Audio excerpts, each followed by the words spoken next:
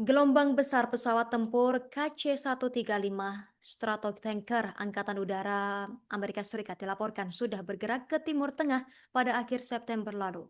Pergerakan pesawat-pesawat Amerika Serikat ini tentunya menandai salah satu pengerahan pesawat pengisian bahan bakar udara terbesar dalam beberapa bulan terakhir, Tribuners. Dikatakan dari sebuah media, pelacakan penerbangan menunjukkan pesawat-pesawat ini berangkat dari pangkalan-pangkalan Atlantik dan berkumpul di Pangkalan Udara Al Udeid di Qatar, markas besar Komando Pusat Amerika Serikat. Pengerahan pasukan ini menandakan peningkatan yang signifikan dalam kesiapan militer Amerika Serikat di kawasan tersebut di tengah meningkatnya ketegangan dengan Iran. Teheran diketahui sudah mengeluarkan ancaman pembalasan terhadap serangan apapun yang disebut potensial dilakukan baik oleh Amerika Serikat maupun oleh Israel.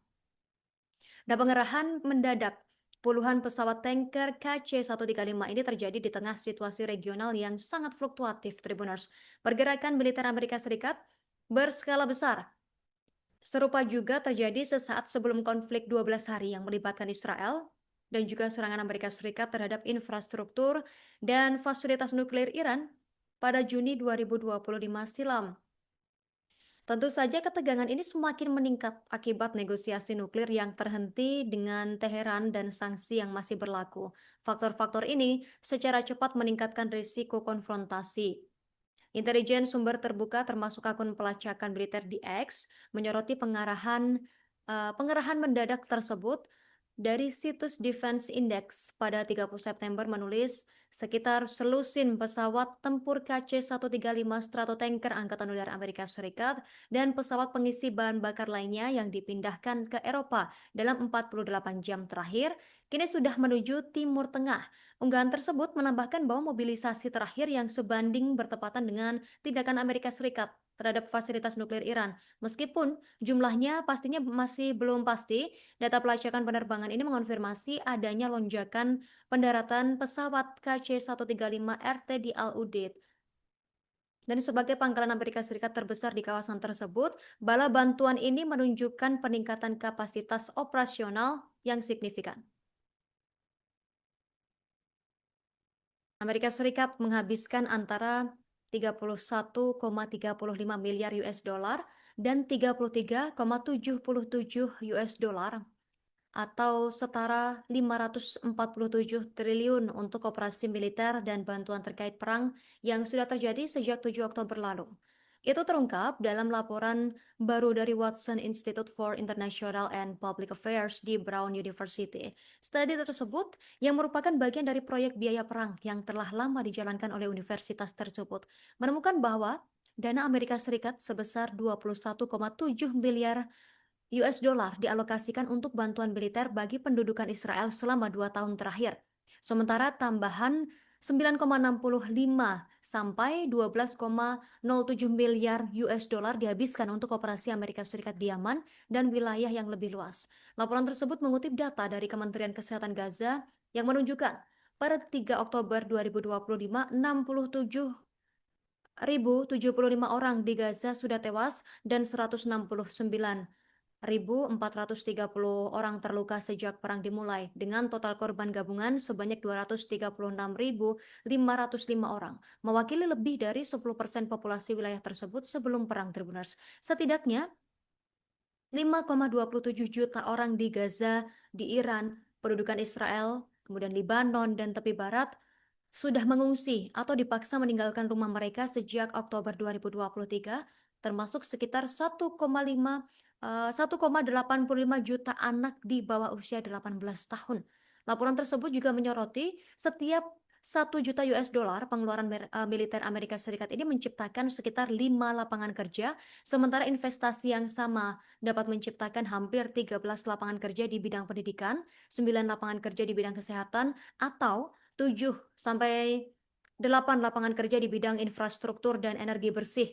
Antara tahun 2020 dan 2024, kontraktor swasta menerima kontrak Pentagon senilai 2,4 triliun US dollar, sekitar 54% dari anggaran diskresioner Departemen Perang sebesar 4,4 triliun US dollar. Studi ini juga menyoroti pengaruh politik industri senjata yang lebih luas dengan menyebutkan lobby, kontribusi kampanye pintu putar antara pemerintah dan perusahaan pertahanan, serta pendanaan untuk lembaga pemikir dan juga komite penasihat. Laporan ini juga menyoroti isu-isu sistemik yang lebih luas dalam aparat pertahanan Amerika Serikat. Dan selama perang di Afghanistan tahun 2001 hingga 2021, 24% anggota militer perempuan dan 1,9% laki-laki melaporkan mengalami kekerasan seksual.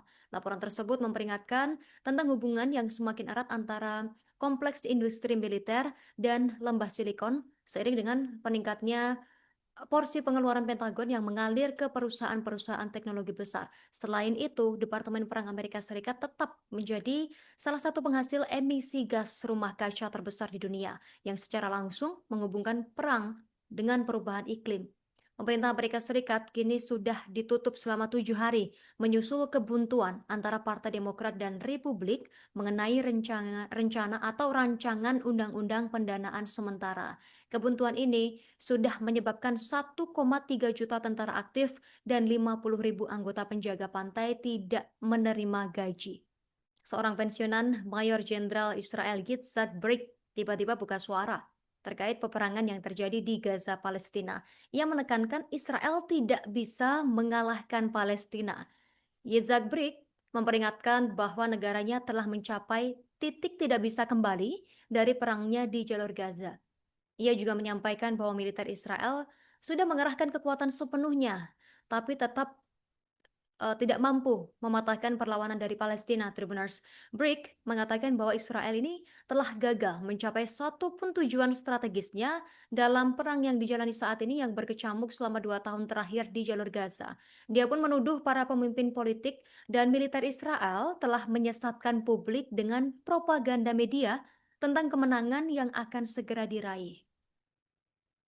Ia pun menegaskan bahwa militer Israel sudah menghabiskan energinya tanpa mampu mematahkan perlawanan dari Palestina.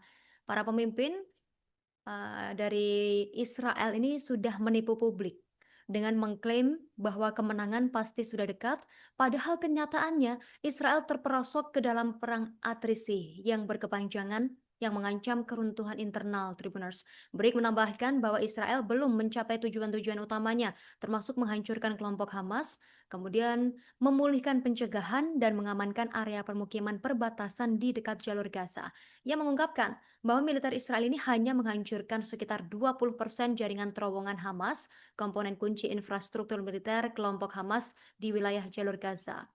Kemudian Brik menekankan bahwa penilaian yang menunjukkan Hamas hampir kalah ini adalah tidak benar dan menyesatkan. Dikatakan oleh Brik sendiri bahwa menurut laporan keamanan internal, kelompok Hamas ini sudah membangun kembali kemampuan militernya dan sekarang mengerahkan lebih dari 30.000 petempur. Dan Brik mengkritik ketergantungan dari militer Israel yang besar pada serangan udara. Dia berargumen bahwa kekuatan udara saja tidak dapat membawa kemenangan. Tribuners. Meskipun disebut gagal mengalahkan Palestina, namun demikian, Perdana Menteri Israel Benyamin Netanyahu tetap memiliki tekad. Ia bertekad menghapuskan kekuasaan Hamas di Gaza.